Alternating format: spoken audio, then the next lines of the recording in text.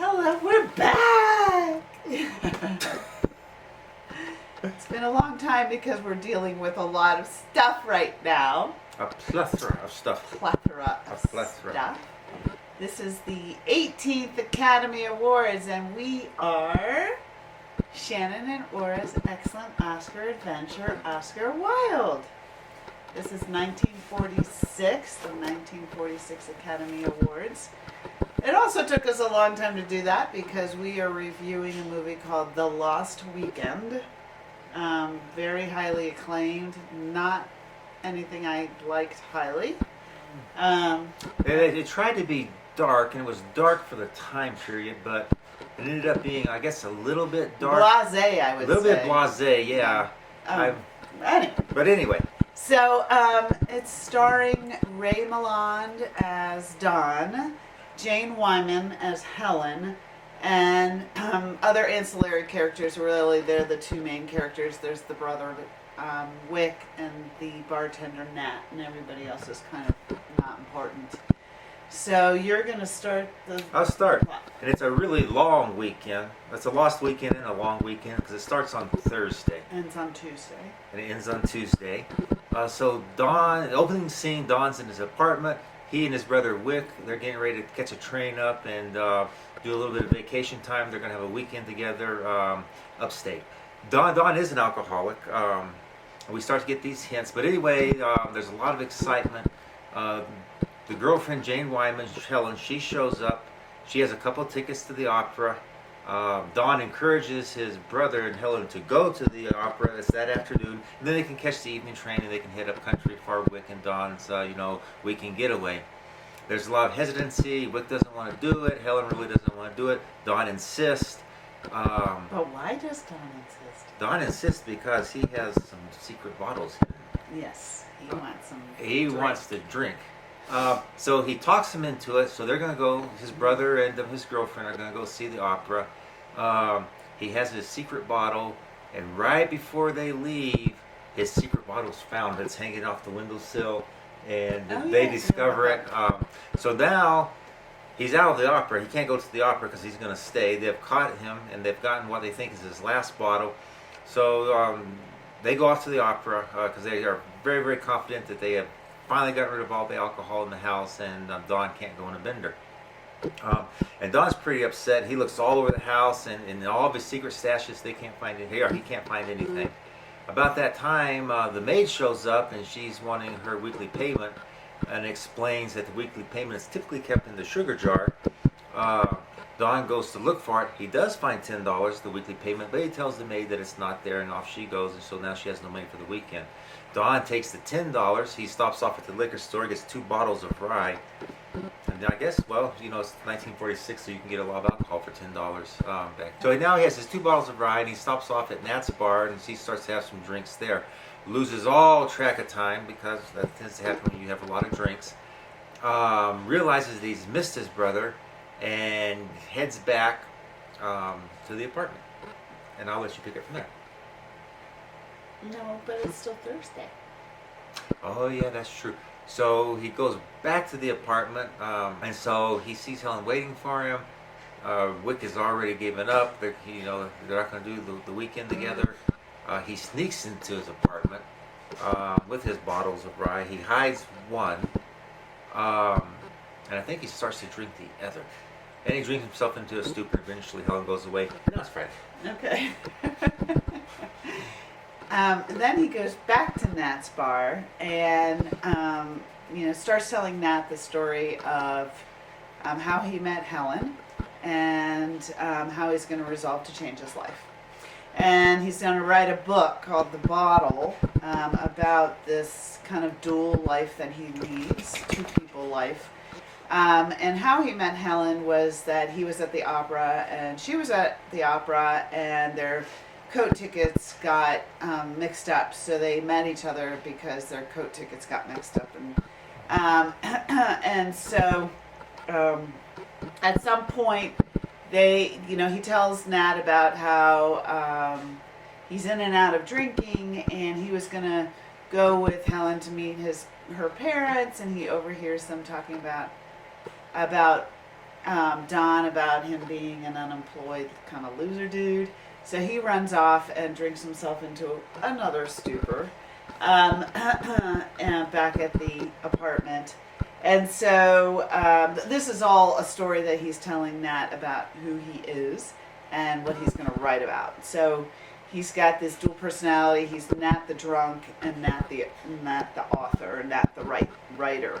And so Nat goes back to the apartment to resolve to start writing his book. Don. That's at the bar, yeah. Don. And start writing the book. And of course, his cravings overcome him. And so he desperately starts looking for his other bottle and he can't find it. So he goes to another bar and and tries to steal some money from a woman's purse and gets caught. So he gets kicked out.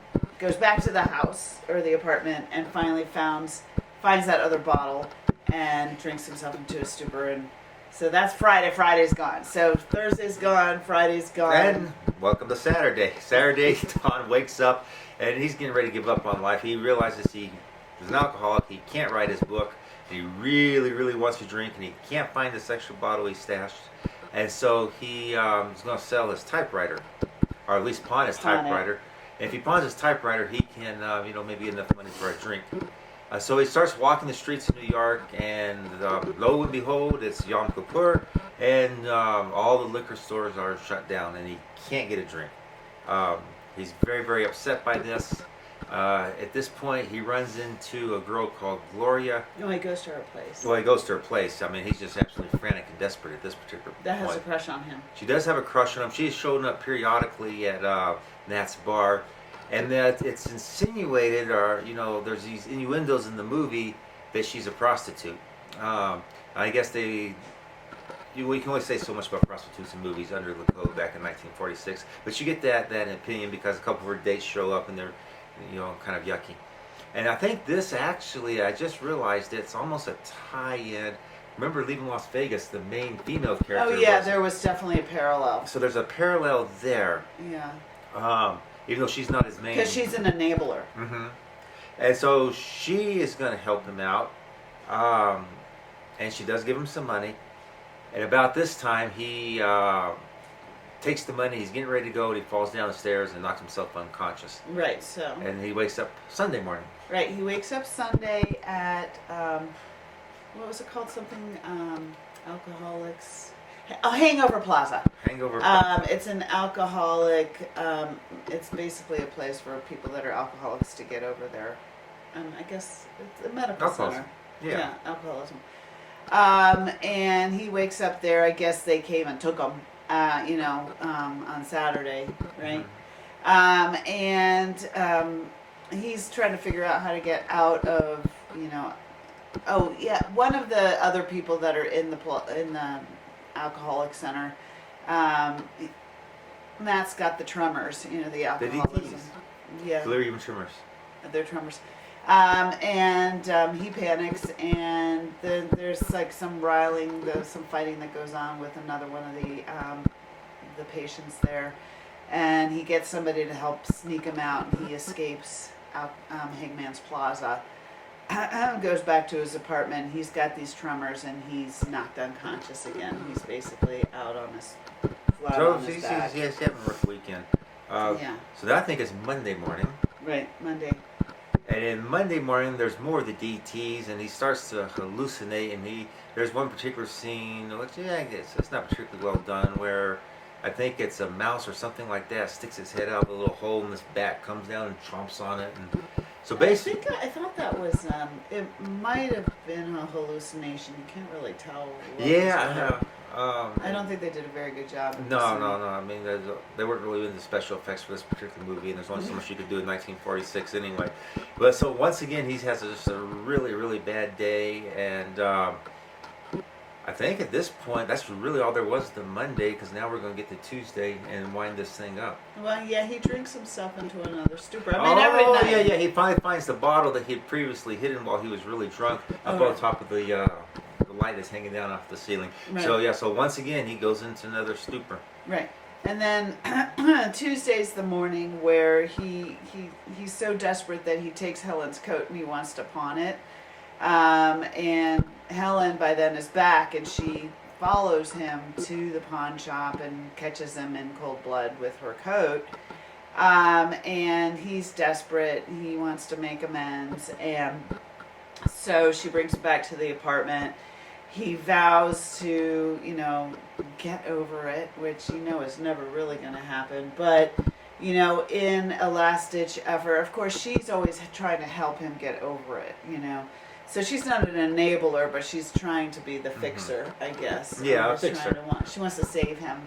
But, he swears off alcohol and throws a burning cigarette into a bottle, into a... We forgot the suicide scene. Oh, yeah. Because before this happens, he has his gun and he has the bullets in the gun and he buys a gun, that's right. Yeah. He buys a gun at the pawn shop. with the coat money. Right. So he's ready to go ahead and off himself when she, comes in the door to prevent this. To save the day. Right. Right. So, yes, he buys a gun with the... he sells the coat to buy a gun to kill himself. She stops him in his tracks. Yes. He promises to amend his ways and finally stop alcohol for good because he almost killed himself. And he throws a cigarette into a glass of whiskey, and that's the end of the story. So, And I didn't think it was nearly as raw or as visceral as leaving Las Vegas. not even close. But But for the time, I think it Yeah. was very visceral. I think it shows a difference in how things are depicted from 1946 to was it 1990s is when Leaving Las Vegas came out. Yeah, yeah. Wow, that's a long time ago. Yeah. And that movie just left you feeling so raw and just uneasy Emotional. and emotional and disturbed. This and one was yucky. just... This one just is. It was almost like a play. It was flat. It was very Yeah. flat. It's even hard to determine what day was what. But it won 4 Academy Awards. It was Right. nominated for 7. It won Best Director, Best Picture, Best Actor, and Best Screenplay. It was actually got some accolades for some of the ways that it filmed, like Don walking towards the camera in a drunken stupor. Just some small things that were different, I guess. But the big thing about it was, do you want to talk about the mom Frank Costello? No, oh yeah, that's just your fun fact, so I'm not going to take it away from you. But it's a great fun fact. Go ahead. Okay, so the Alcohol Association for Alcohol was really mad about this film, and they wanted to, they were worried that the anti-alcoholic lobbyists would reinstate prohibition, so they tried to hire Frank Costello, who was a famous gangster at the time, a mobster, for $5 million to steal the film and burn it. So that didn't actually happen. It didn't end up getting burnt, but definitely was not well received by a huge industry. Yeah, and they weren't thinking clearly. There's no way on earth we were ever going to go back to Prohibition after the epic failure that it was. But. Yeah. But anyway, so did we like this film? We struggled through it, especially me. I kept on falling asleep. It just was so flat. It was just really tough. But it was just not a good year of film in general. No, we struggled to find one that we liked. Yeah, and we have some issues like that. It's not like these days, other than COVID, where you have such a plethora of really good quality films. But we are, this is the 18th Academy Awards. We're on our 19th film next week. So That's amazing. Yeah. Perfect timing. Yeah. But we need to say our goodbyes. Say bye. Bye-bye.